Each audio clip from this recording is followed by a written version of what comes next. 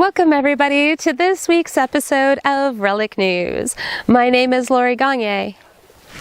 Welcome everybody, my name is Lori Gagne and I'll be bringing you Relic News. So this week I decided to bring back somebody from my very first episode, and that's Matt from Tarheel Diggin. Now he has recently moved from North Carolina to Georgia, and I was really curious if he came across any challenges since the move. Here he is.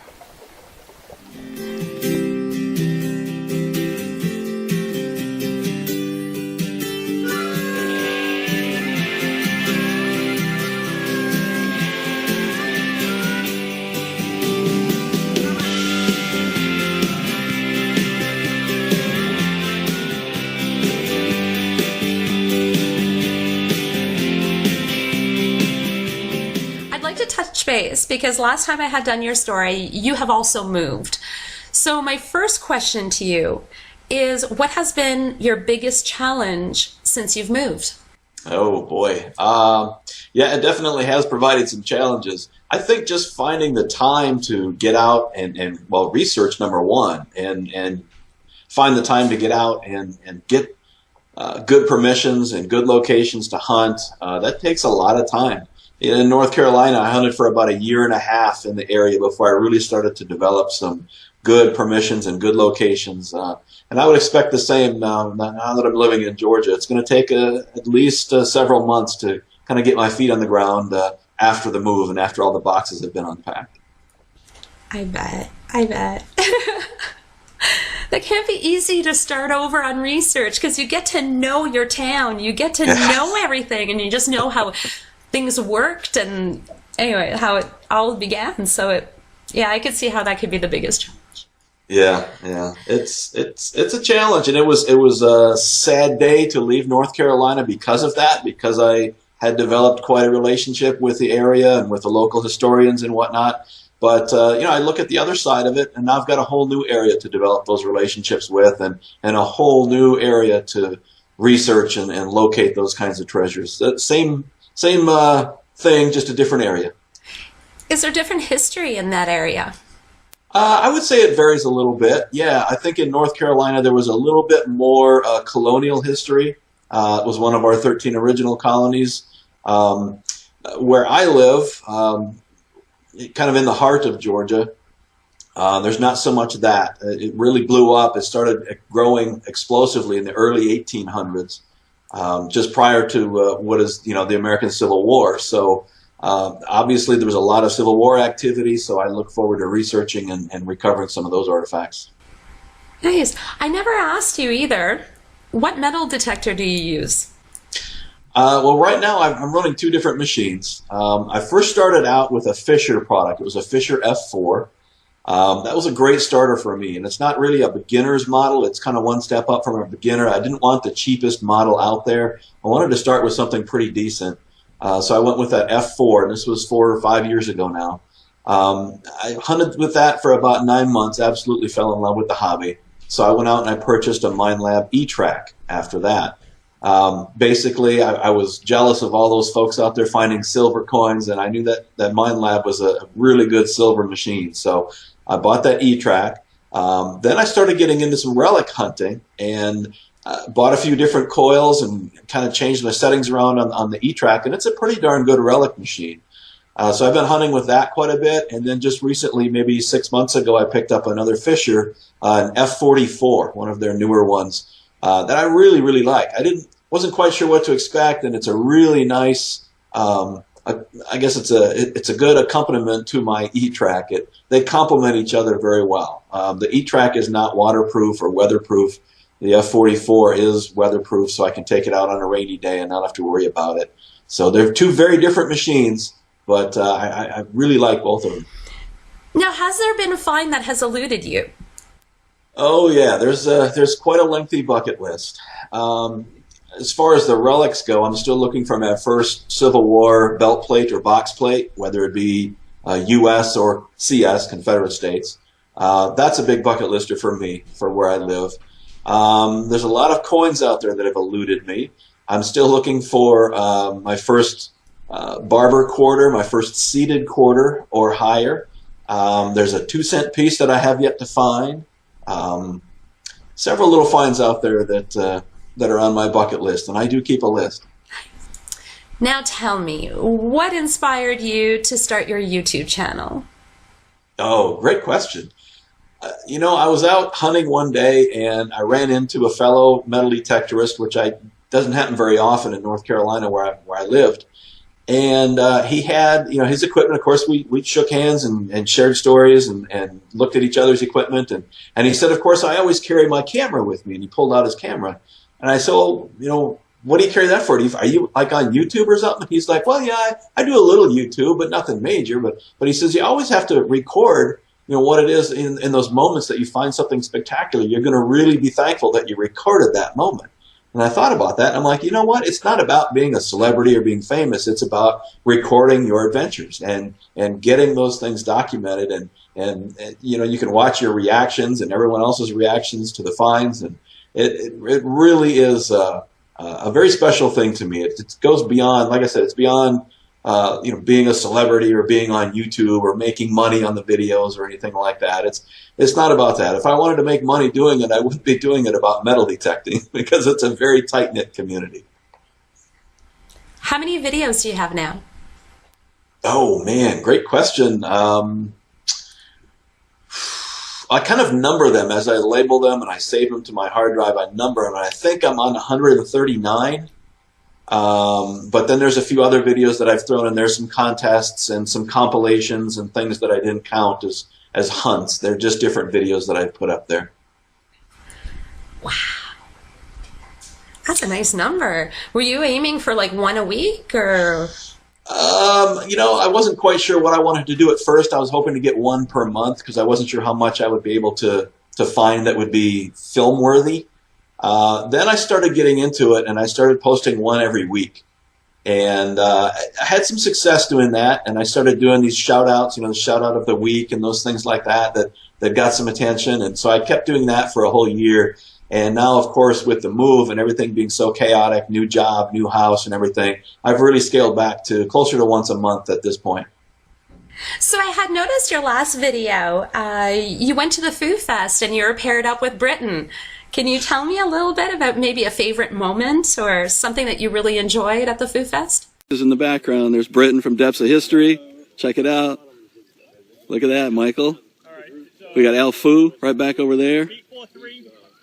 We're getting ready to get this hunt going. Well, yeah, first of all, Lori, I'd highly recommend anyone to get to a group hunt sometime, whether it's a small group of 5 or 10 people or a large group like that. I think there were about 35, 36 people at this event. So it wasn't, so much that it was overwhelming. Everybody had a great time. The weather was phenomenal. But more importantly, you get to meet people that you've seen on YouTube before. You get to meet people that you talk with on Facebook. And you get to hunt with them and swap stories and talk about equipment. And it's just a wonderful way to network and learn more about the hobby and maybe learn some other methods, different methods. And when you start to network, you get invited on different hunts and you start knowing different people. And it's a fun way to get out there and network and just be with other folks who have the same passion that you do. And then I'll just add, Lori, too, as far as a favorite moment, of course, Britton and I were teamed up in a tag team dig, it was called. Al had some very creative contests at his Foo Fest, as you can imagine. And Britton and I were teamed up with a tag team. And it was very early in the day, and I just turned the detector on, and I said, all right, Britton, I'm gonna detect, and you're going to dig. We're going to put those young muscles to use. So I went out and found a couple of signals, and he dug them, and a couple of tokens, and I said, all right, here's a big quarter signal right on top, and I went over to the next one, and I listened to him dig behind me, and I heard him scream, and I turned around, and he dug a breastplate. It was a seeded breastplate in the soil there that they had seeded for the event, but it was still amazing to see his reaction, knowing that somebody had stashed that there. It was still a Civil War breastplate. How many breastplates did they seed? He had a couple of interesting finds out there. I think there was just the one breastplate, but there was a lot of other things out there that were amazing. There were buckles and coins like you wouldn't believe. I'm not going to give away everything that he had in the ground, but if you need to find out what he hides in the ground, it's amazing. Go to a Foo Fest. That's pretty cool that it was Britain that found it, because just recently, that's been his highlight. I know he had found 2 breastplates already, and he was on that one at Foo Fest. He's a lucky fella, let's put it that way. But no, it was great to get to know Britain a little bit and talk to his dad, and just get to know some of the other folks that were there too. And everyone just really appreciates the hobby, and it's fun group of people to be around. Nice. I believe he's having another one on May 7th. Is that correct? Yeah, I think he's looking to do this one up in the Northeast, potentially one in the Great Lakes area.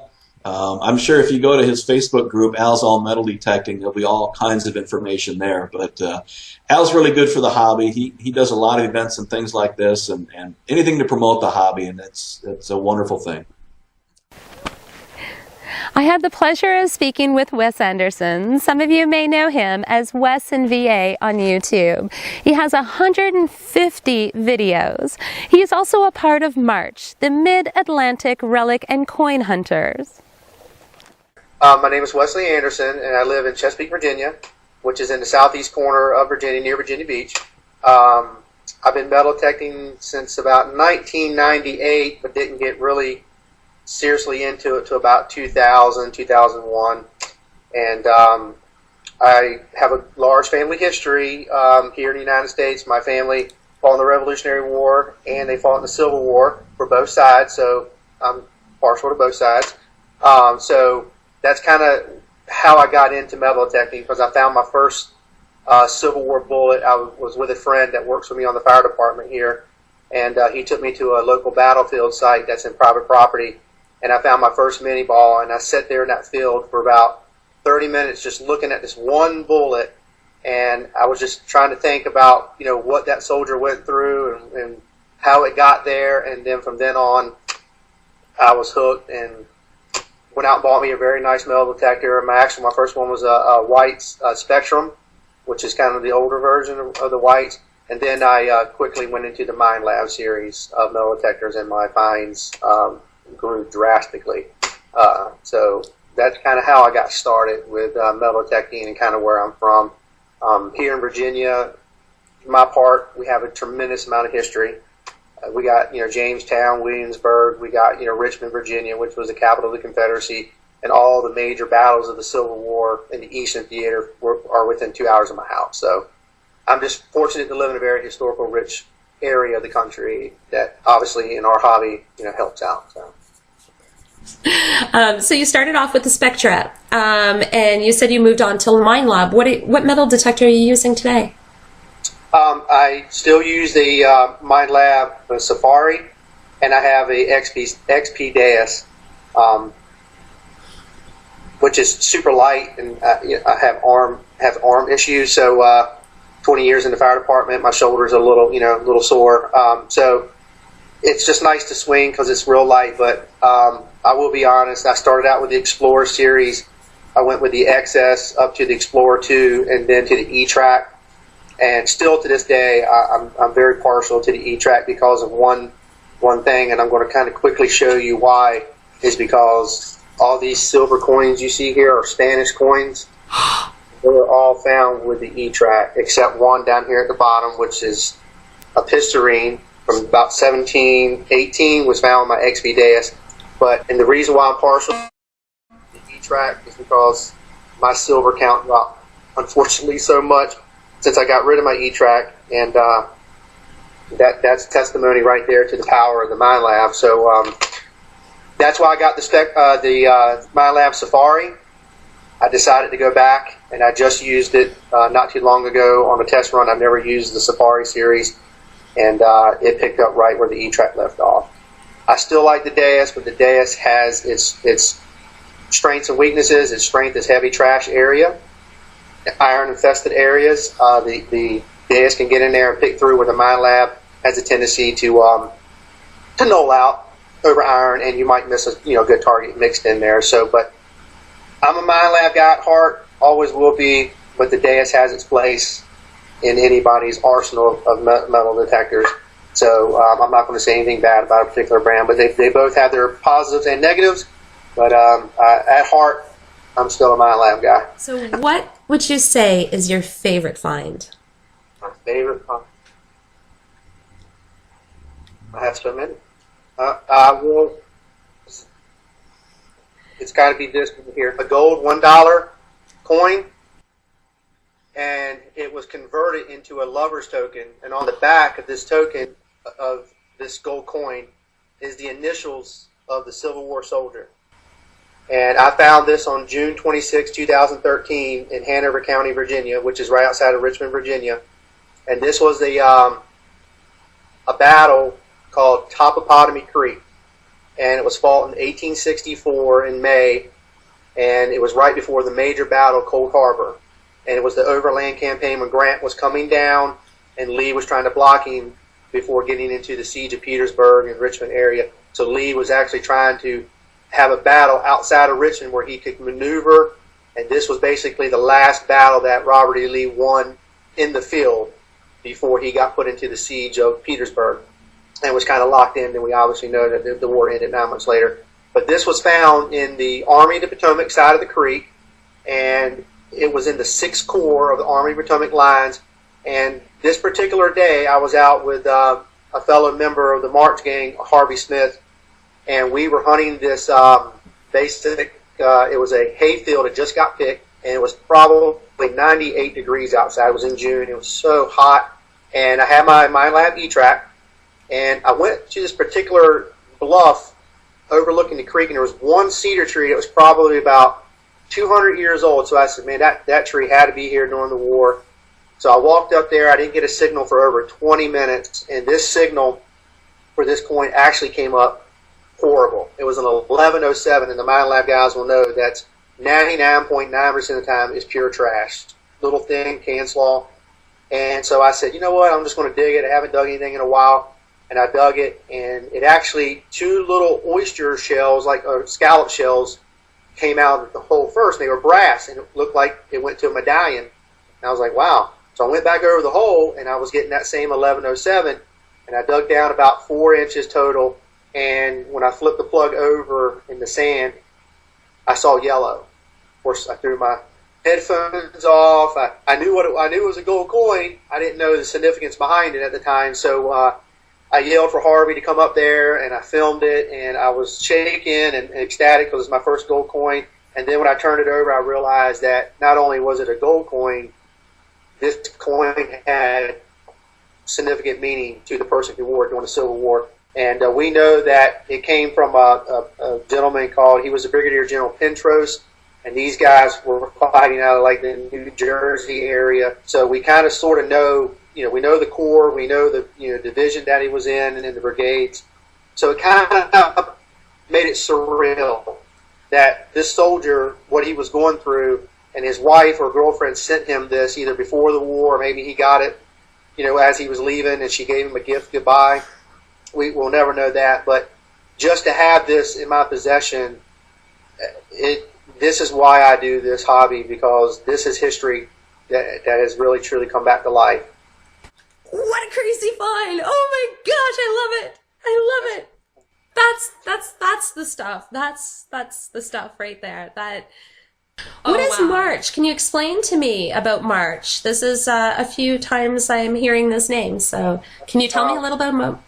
I sure can. A gentleman named Nate Torrey and I, he's a phenomenal relic hunter, big Mine Lab guy too. He's in the United States Air Force, and unfortunately he's in Germany now, but before he left to go over to Germany, this was back in 2012, we were sitting around after a relic hunt one day, and we were thinking about, a name for the group of friends that we have, because we have about 9 guys, and we have developed a strong friendship and a metal detecting bond that a lot of people don't have, because we have this understanding and trust that each member has proven, and we each do research, and if somebody, if one of the other gentlemen get a good lead, they share.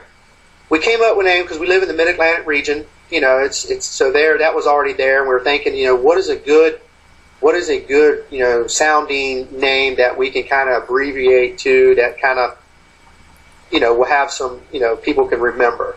So basically Nate was just like, Mid-Atlantic, and he's like, what about like M.A.R.C.H, like Mid-Atlantic Relic coin hunters, and we can kind of abbreviate it, M.A.R.C.H. And I looked at him, I said, man, you're onto something here. So we sat down, we drew it out, and it just had a good sound to it, and we were like, that's it, it's M.A.R.C.H. So, fast forward to 2016, we got stickers made, we got shirts made, we created a Facebook page, we've been kind of pushing it on the videos, and we really now are gearing up with this to on our site to start having like contests and giving away free merchandise and stuff like that to people who invite people, and so that's going to be coming up in the future. And if I could give a shout out to Debbie from Mind Lab, she's their basically the business development director for North America. She and Chad have been in contact with each other, and she's now going to donate merchandise to M.A.R.C.H. that we can put on our website and our Facebook page and our videos.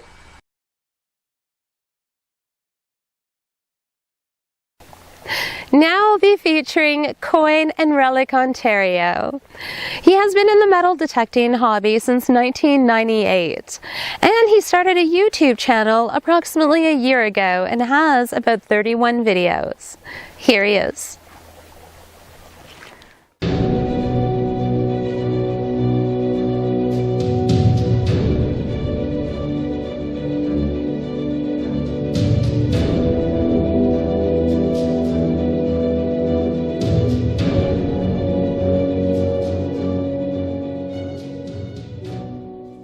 Hey everybody, how you doing? Hi everybody, my name's Andrew. I'm from Ontario, Southern Ontario. So how long have you been metal detecting for? I picked up my first metal detector probably around 1998.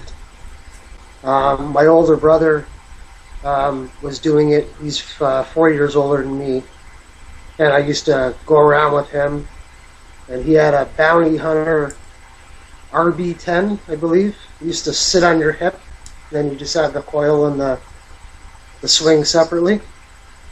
And so yeah, I used to go around with him for a while, and then I finally saved up enough money, and my first detector was a Garrett GTA 1000.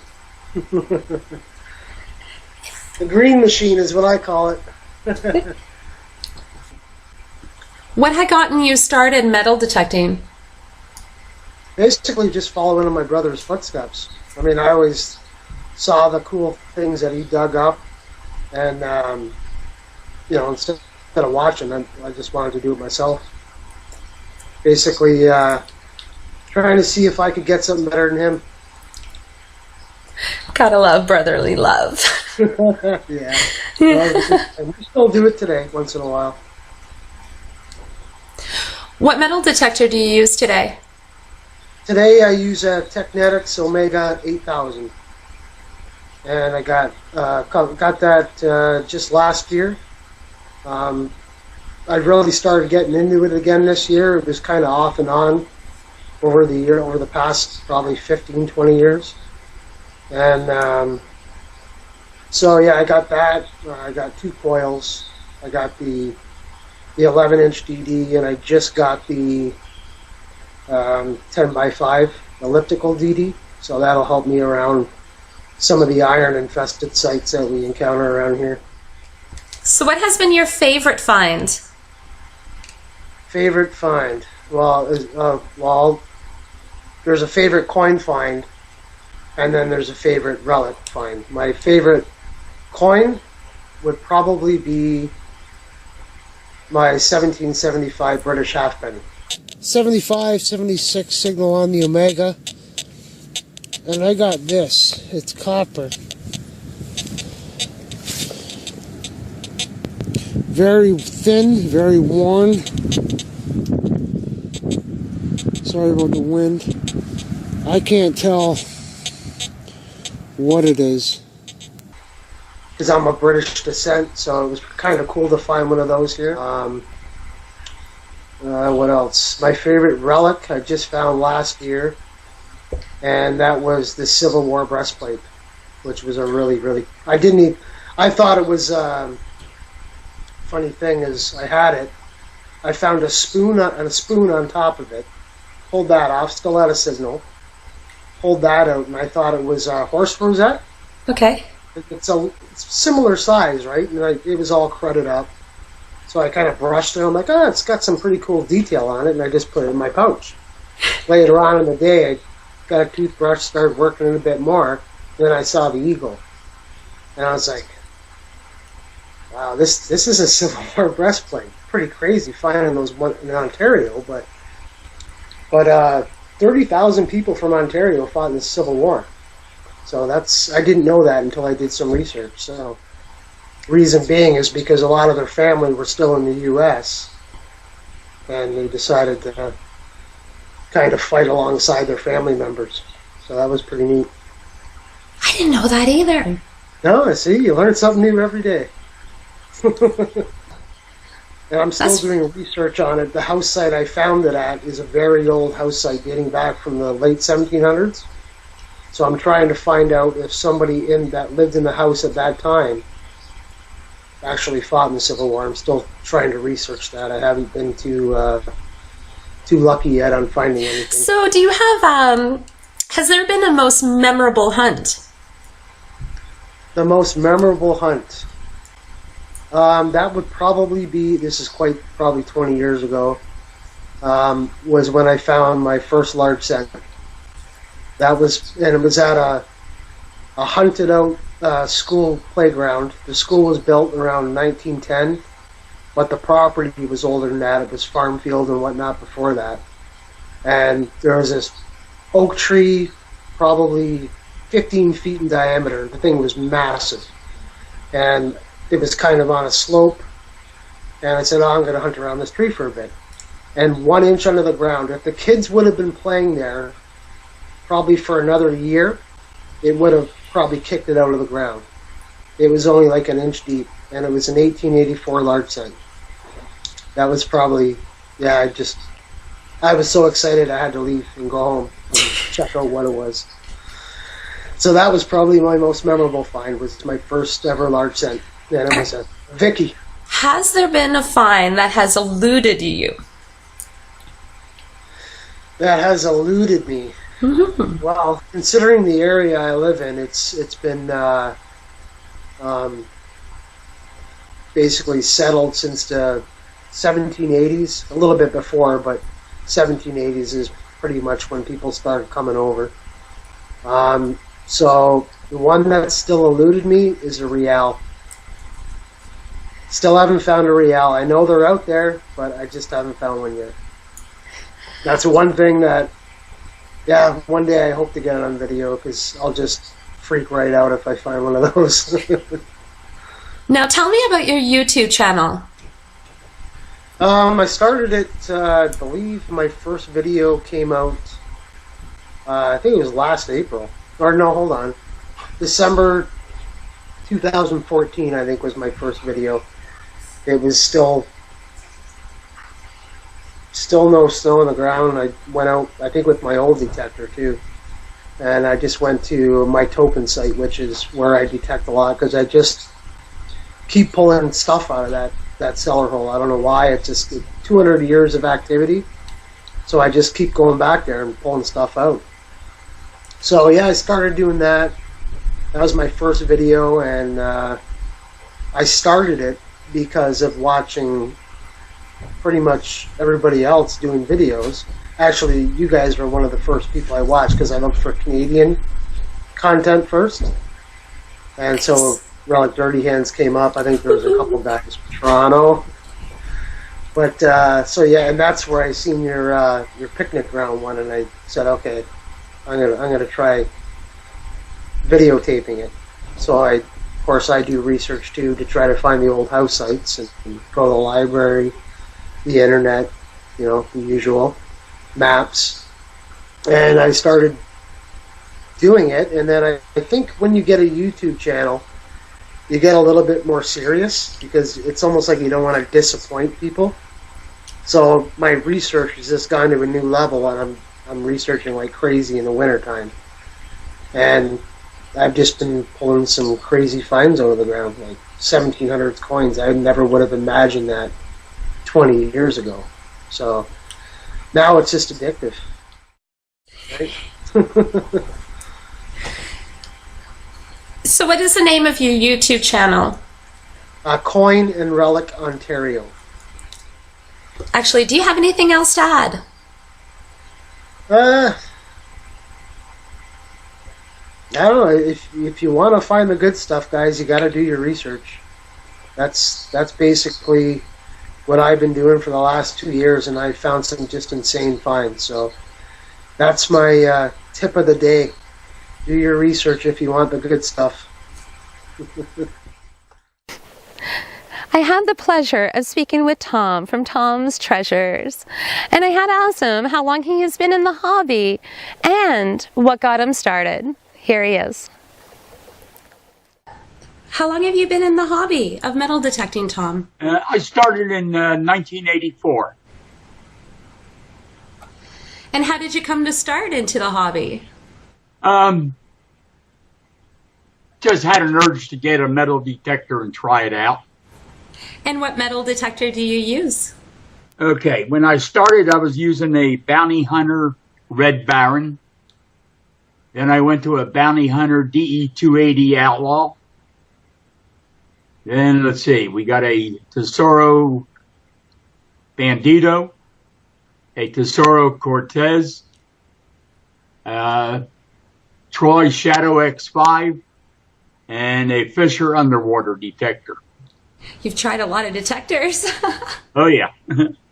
So what would you say that your favorite find to date has been? Boy. Probably a Morgan Silver Dollar, my first Morgan Silver Dollar. And actually, that was a unique find because I had the wife out with me metal detecting on Fort Gordon, Georgia when it was legal. And I got a real strong signal, and I told her, this is probably trash. It's right on top. And I brushed my foot over the sand, and out popped the silver dollar. What year was that silver dollar? Do you remember? Ooh, 18. Boy, I don't remember. It was 1800 somewhere. Nice start. What would you say the find that got you hooked? Oh, actually, all the silver coins is what got me hooked. Back in 1984, detecting military bases, there were silver mines back then. I mean, yeah, you got everything from barbers to mercury dimes and the currents, all the latest silver coins. Wow, so you must have had some large silver hunts? Oh, yeah. Yeah, back in the early 80s, silver was everywhere. And, of course, like I said, I detected military bases, the training areas, and soldiers always lost their coins back then. Then I went from Fort Gordon, Georgia, I went up to Fort Drum, New York, and I found a little field, and I called it my little silver mine because there was another big producer. Approximately how many silver coins did you find there? Oh, boy. Approximate. Several hundred at least. Wow. Another good thing about hunting military bases back then, you go to the old gas chamber area, and you find a lot of rings. Because the first thing when they come out of the gas chamber is they rub in their eyes. And when they rub their eyes to try and clear all that gas out, their rings fall off. What would you say your most memorable hunt has been? Ooh. As far as finds, probably not that great. As far as a great hunt, when I lived up in New York, me and 7 other of my friends from the New York area, we decided we were going to hunt what they call Brown's Island. So we all drove to the area, and we had a string a rope across so we could take a raft across. The current was kind of strong. So we took a raft over to Brown's Island. It used to be back in probably the 1800s. It used to be an old dance area for the people. And they used to have pavilions there, so we decided that might be a good place to try. We did get some silver and some old coins out of there, but not as much as we thought. The island was pretty well overgrown. But that was a memorable hunt and kind of an adventure itself. And then I hunted over in Germany for a while. We were there, mostly the military bases there. We found a couple coins from the Third Reich with the swastika on them. And, of course, the regular military base, we naturally found the silver coins there, too. Has there been a find that has eluded you? I